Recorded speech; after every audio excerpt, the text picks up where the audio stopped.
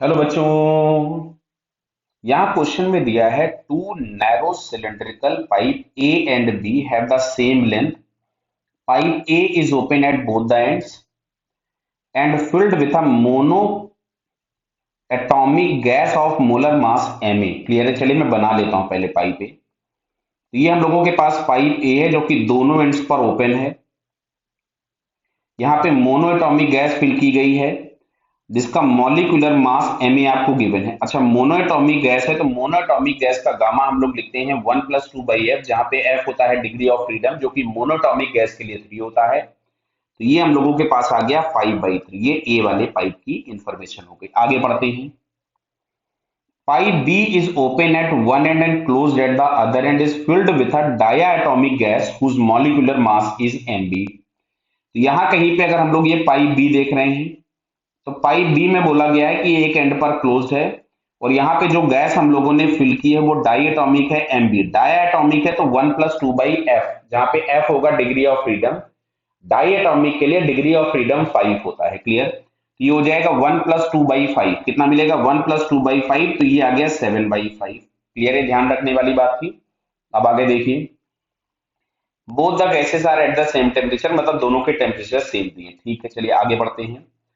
आगे लिखा है if the frequency of second harmonic of the fundamental mode of pipe ए, यानी अगर हम सेकेंड हार्मोनिक की बात करें पाइप ए में तो फर्स्ट हार्मोनिक में λ/2 बनेगा, सेकेंड हार्मोनिक में 2λ/2 बनेगा. तो यहां से अगर हम लोग लिखते हैं तो 2λ/2 बराबर एल. तो यहां से हम लोगों को lambda is equals to L मिल जाएगा, मतलब लैम्डा ए हम इसको लिख सकते हैं. क्लियर है? आगे दिया हुआ था is equal to the frequency of the third harmonic of fundamental of in B. Clear है? तो देखिए, जो क्लोज्ड ऑर्गन पाइप होते हैं उसमें फर्स्ट हार्मोनिक होता है, थर्ड होता है, मतलब केवल ऑड हार्मोनिक्स मिलते हैं. तो फर्स्ट हार्मोनिक में λ/4 तो थर्ड हार्मोनिक में 3λ/4. तो यहां से हम लोग लिख सकते थे 3λ/4 बराबर एल. अच्छा, length of the pipe same दिया है ना, देख लेते हैं एक बार. कहीं पे लिखा था सेम लेंथ, यदि एल सेम है. ठीक है, बढ़िया है, दोनों के एल होंगे.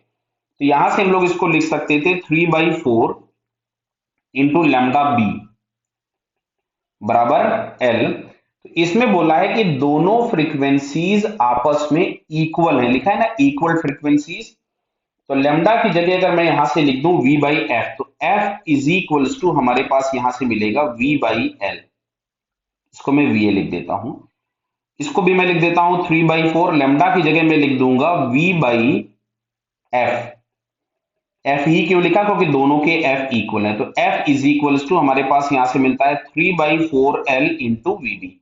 और ये दोनों वैल्यू दोनों फ्रीक्वेंसीज आपस में इक्वल है. जहां पहले दोनों को इक्वल कर दें तो यहां से हम लोग लिख रहे हैं VA/L is equals to 3/4 VB/L. तो भैया L से L तो कैंसिल हो गया. इसकी जगह हम लोग लिखेंगे गामा ए, ठीक है, RT/MA इज इक्वल्स टू 3/4.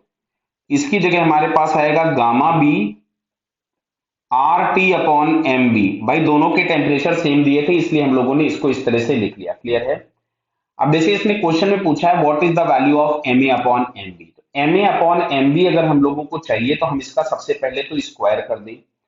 अगर हमने इसका स्क्वायर किया तो हमें मिलेगा gamma A RT/MA is equals to 9/16 gamma B RT/MB. तो ये RT तो कैंसिल हो गया और हम लोगों से पूछा था MA/MB ने. एक बार और देख लेता हूं. हाँ, MA/MB.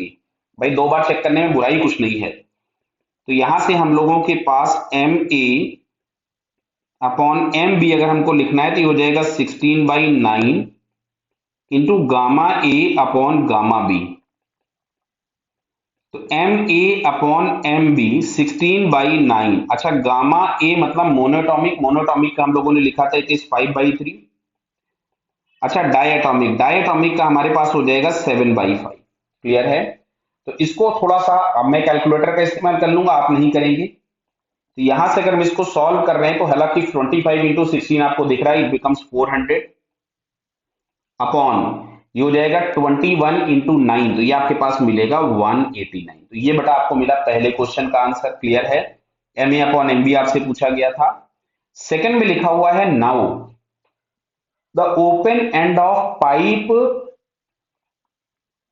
B is also closed, ठीक है, so that pipe is closed at both the ends. अच्छा, बोथ एंड जो क्लोज्ड पाइप होता है उसमें दोनों एंड्स पर ही नोड बनना है, तो दोनों एंड्स पर नोड बनना है, तो ये जो केस हम लोगों के पास हो जाता है वो स्ट्रेस्ड स्ट्रिंग वाले की तरीके से बिहेव करेगा। क्लियर है बताइए? तो स्ट्रेस्ड स्ट्रिंग की तरह से बिहेव करेगा, तो मैं बी पार्ट को यही सॉल्व कर रहा हूं, मैं अलग कलर से कर रहा हूं, इस जगह पे मैं बी पार्ट सॉल्व करूंगा, ठीक है। अब चलिए, लिखा है find the ratio of fundamental frequency of pipe A that of pipe B. देखो बेटा, फंडामेंटल फ्रीक्वेंसी में इसमें भी लैम्डा बाई 2 बनेंगे। अब अगर हम इसके इस वाले एंड को भी क्लोज कर देते हैं तो यहां पर भी लैम्डा बाई 2 ही बनने वाला है। क्लियर है? बराबर है। क्यों?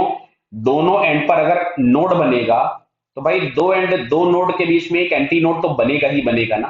क्लियर? तो यानी यहां भी लैम्डा बाई 2 और वहां भी लैम्डा बाई 2। तो मैं अगर यहां से लिखता हूं एफ ए, फ्रीक्वेंसी ऑफ ए, तो it becomes we A upon 2L। Similarly अगर मैं लिखता हूं एफ बी, तो ये भी हम लोगों को मिलेगा we B upon 2L। Clear है? बराबर है। लेंथ दोनों की सेम दी गई थी, हम लोगों से पूछा था दोनों का रेशियो, तो यहां से हम अगर लिखेंगे F A upon F B, तो ये आपको मिलेगा V A upon V B. Clear है? तो अब चलिए मैं यहाँ पे वैल्यूज पुट कर देता हूं, तो ये यहां से आएगा gamma A R T upon M A, क्या दिख रहा बेटा? और यहां पे आपके पास मिलेगा gamma B R T upon M B.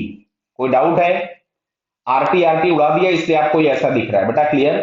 अब मैं यहाँ पे वैल्यूज पुट कर देता हूं, तो वैल्यूज अगर मैंने पुट की तो देखिए गामा ए मतलब मोनोटॉमिक कितना मिला 5/3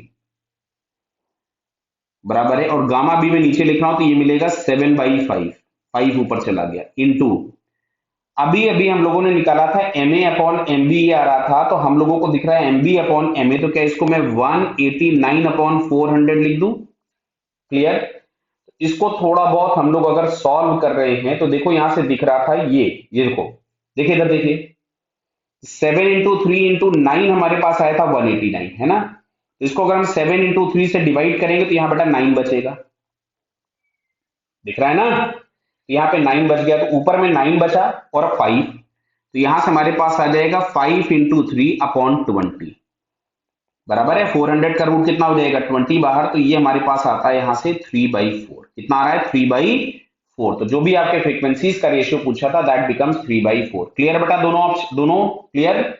ओके, ऑल द बेस्ट।